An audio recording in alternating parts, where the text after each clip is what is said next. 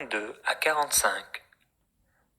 Alors on lui amena un démoniaque, aveugle et muet, et il le guérit, de sorte que le muet parlait et voyait. Toute la foule étonnée disait « N'est-ce point là le fils de David ?» Les pharisiens, ayant entendu cela, dirent « Cet homme ne chasse les démons que par Béelzébul, prince des démons. » Comme Jésus connaissait leurs pensées, il leur dit « Tout royaume divisé contre lui-même est dévasté, et toute ville ou maison divisée contre elle-même ne peut subsister. Si Satan chasse Satan, il est divisé contre lui-même. Comment donc son royaume subsistera-t-il? Et si moi je chasse les démons par Béelzébul, vos fils, par qui les chassent-ils? C'est pourquoi ils seront eux-mêmes vos juges. Mais si c'est par l'Esprit de Dieu que je chasse les démons, le royaume de Dieu est donc venu vers vous. Ou, comment quelqu'un peut-il entrer dans la maison d'un homme fort et piller ses biens sans avoir auparavant lié cet homme fort? Alors seulement il pillera sa maison. Celui qui n'est pas avec moi est contre moi, et celui qui n'assemble pas avec moi disperse. C'est pourquoi je vous dis, tout péché et tout blasphème sera pardonné aux hommes, mais le blasphème contre l'Esprit ne sera point pardonné. Quiconque parlera contre le Fils de l'homme, il lui sera pardonné. Mais quiconque parlera contre le Saint-Esprit, il ne lui sera pardonné ni dans ce siècle, ni dans le siècle à venir. Ou dites que l'arbre est bon, et que son fruit est bon. Ou dites que l'arbre est mauvais, et que son fruit est mauvais. Car on connaît l'arbre par le fruit, race de vipère. Comment pourriez-vous dire de bonnes choses méchants comme vous l'êtes? Car c'est de l'abondance du cœur que la bouche parle. L'homme bon tire de bonnes choses de son bon trésor, et l'homme méchant tire de mauvaises choses de son mauvais trésor. Je vous le dis, au jour du jugement, les hommes rendront compte de toute parole vaine qu'ils auront proférée. Car par tes paroles tu seras justifié, et par tes paroles tu seras condamné. Alors quelques-uns des scribes et des pharisiens prirent la parole et dirent, Maître, nous voudrions te voir faire un miracle. Il leur répondit, une génération méchante et adultère demande un miracle. Il ne lui sera donné d'autre miracle que celui du prophète Jonas. Car, de même que Jonas fut 3 jours et 3 nuits dans le ventre d'un grand poisson, de même, le Fils de l'homme sera 3 jours et 3 nuits dans le sein de la terre. Les hommes de Ninive se lèveront au jour du jugement avec cette génération et la condamneront, parce qu'ils se repentirent à la prédication de Jonas. Et voici, il y a ici plus que Jonas.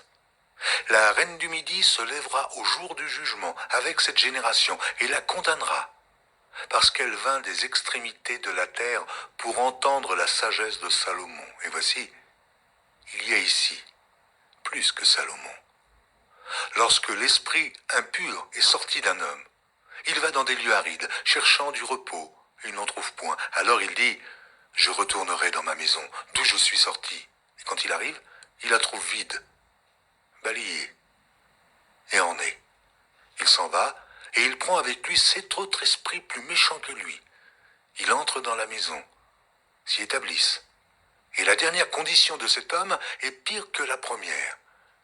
Il en sera de même pour cette génération méchante. Comme Jésus s'adressait encore à la foule, voici sa mère et ses frères, qui étaient dehors, cherchèrent à lui parler. Quelqu'un lui dit, voici ta mère et tes frères sont dehors, et ils cherchent à te parler. Mais Jésus répondit à celui qui le lui disait, qui est ma mère, et qui sont mes frères? Puis, étendant la main sur ses disciples, il dit, voici ma mère et mes frères. Car quiconque fait la volonté de mon Père qui est dans les cieux, celui-là est mon frère, et ma sœur, et ma mère. Genèse, chapitre 37. Jacob demeura dans le pays de Canaan où avait séjourné son père. Voici la postérité de Jacob.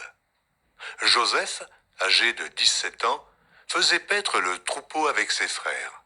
Cet enfant était auprès des fils de Bila et des fils de Zilpa, femme de son père. Et Joseph rapportait à leur père leurs mauvais propos. Israël aimait Joseph plus que tous ses autres fils, parce qu'il l'avait eue dans sa vieillesse, et il lui fit une tunique de plusieurs couleurs. Ses frères virent que leur père l'aimait plus que tous, et ils le prirent en haine. Ils ne pouvaient lui parler avec amitié.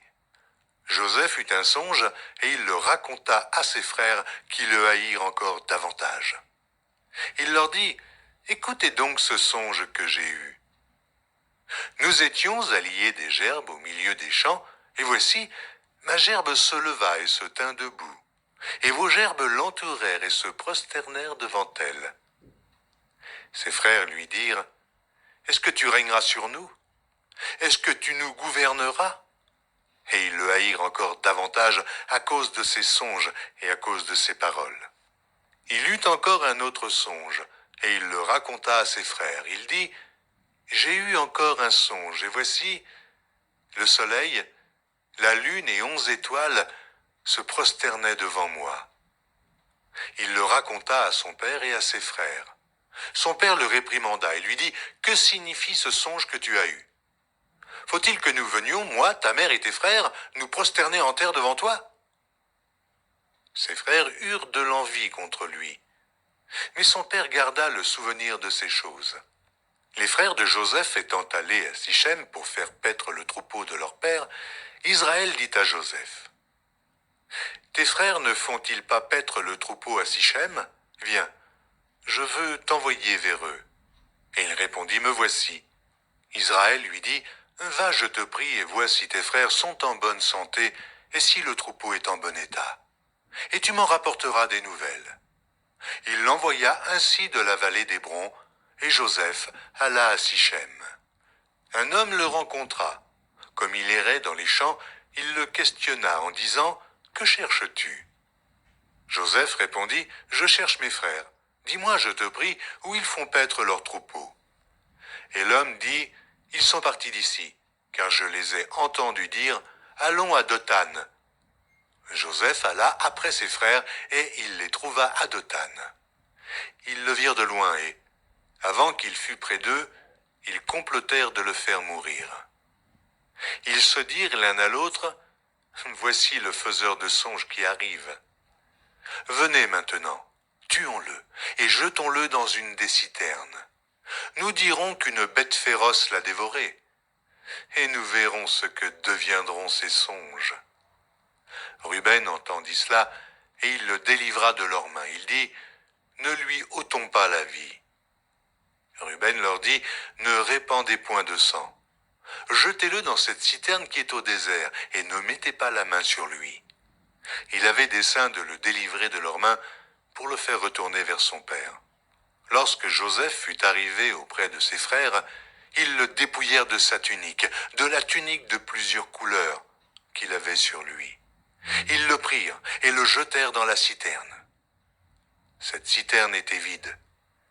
Il n'y avait point d'eau. Ils s'assirent ensuite pour manger.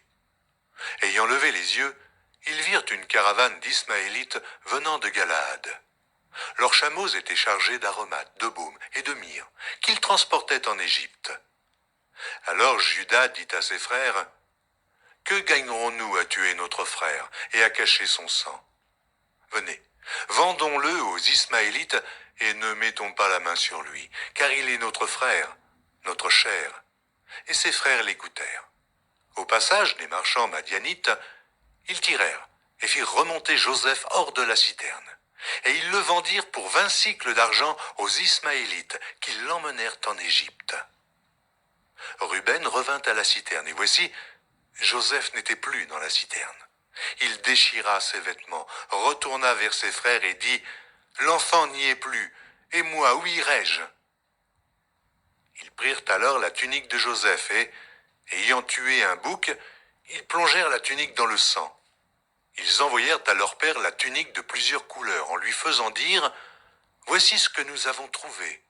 Reconnais si c'est la tunique de ton fils ou non. » Jacob la reconnut et dit, « C'est la tunique de mon fils. Une bête féroce l'a dévoré. Joseph a été mis en pièces, et il déchira ses vêtements. Il mit un sac sur ses reins, et il porta longtemps le deuil de son fils. Tous ses fils et toutes ses filles vinrent pour le consoler. Mais il ne voulut recevoir aucune consolation. Il disait, « C'est en pleurant que je descendrai vers mon fils au séjour des morts. » Et il pleurait son fils.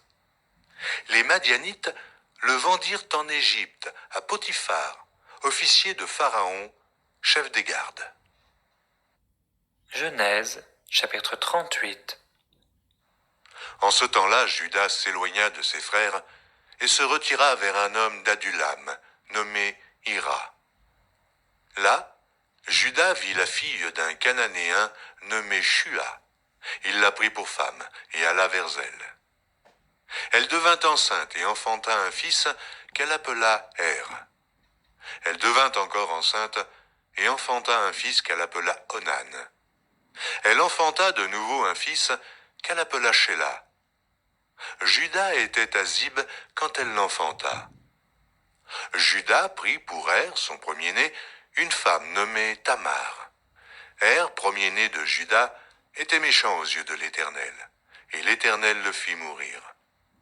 Alors Judas dit à Onan, « Va vers la femme de ton frère, prends-la comme beau-frère et suscite une postérité à ton frère. » Onan, sachant que cette postérité ne serait pas à lui, se souillait à terre lorsqu'il allait vers la femme de son frère, afin de ne pas donner de postérité à son frère. Ce qu'il faisait déplut à l'Éternel, qui le fit aussi mourir. Et elle habita dans la maison de son père. Et les jours s'écoulèrent et la fille de Shua, femme de Judas, mourut. Lorsque Judas fut consolé, il monta à Timna, vers ceux qui tondaient ses brebis, lui et son ami Hira, l'Adulamite.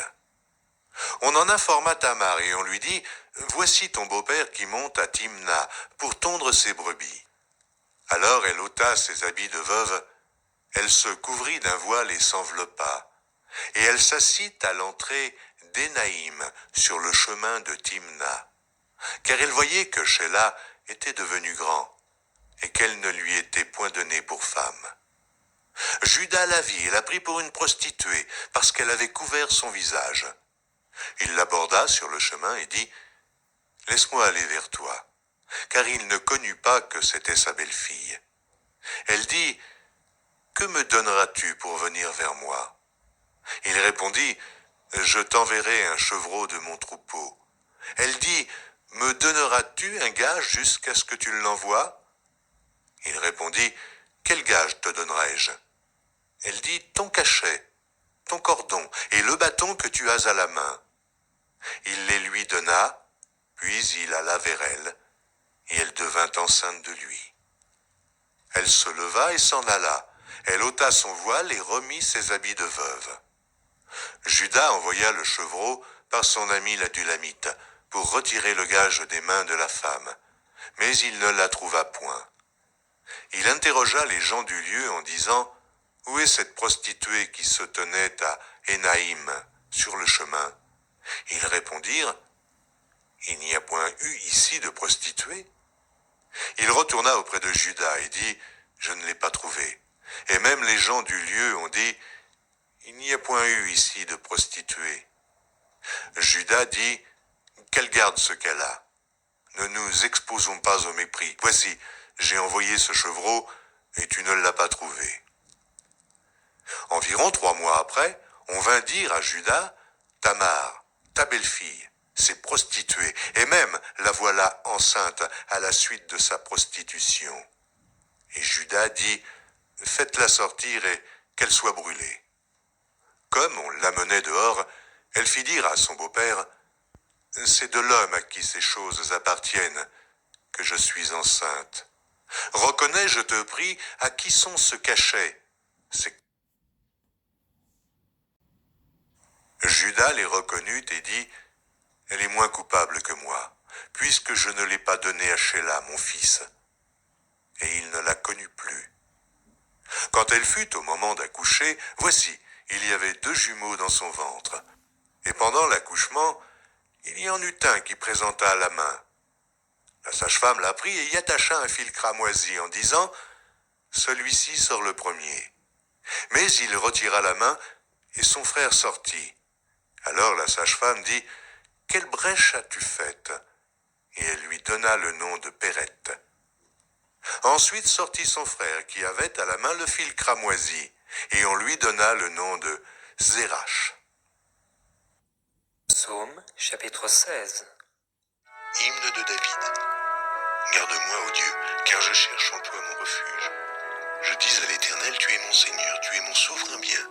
Les saints qui sont dans le pays, les hommes pieux sont l'objet de toute mon affection. On multiplie les idoles, on court après les dieux étrangers. Je ne répands pas leur libation de sang, je ne mets pas leur nom sur mes lèvres. L'Éternel est mon partage et mon calice, c'est toi qui m'assures mon lot. Un héritage délicieux m'est échu, une belle possession m'est accordée. Je bénis l'Éternel, mon conseiller. La nuit même, mon cœur m'exhorte. J'ai constamment l'Éternel sous mes yeux. Quand il est à ma droite, je ne chancelle pas. Aussi mon cœur est dans la joie, mon esprit dans l'allégresse et mon corps repose en sécurité. Car tu ne livreras pas mon âme au séjour des morts. Tu ne permettras pas que ton bien-aimé voie la corruption. Tu me feras connaître le sentier de la vie. Il y a d'abondantes joies devant ta face, des délices éternelles à ta droite. Proverbe chapitre 3, versets 27 à 32. Ne refuse pas un bienfait à celui qui y a droit quand tu as le pouvoir de l'accorder. Ne dis pas à ton prochain, va et reviens. Demain je donnerai quand tu as de quoi donner. Ne médite pas le mal contre ton prochain lorsqu'il demeure tranquillement près de toi. Ne conteste pas sans motif avec quelqu'un lorsqu'il ne t'a point fait de mal. Ne porte pas envie à l'homme violent et ne choisis aucune de ses voies. Car l'Éternel a en horreur les hommes pervers, mais il est un ami pour les hommes droits.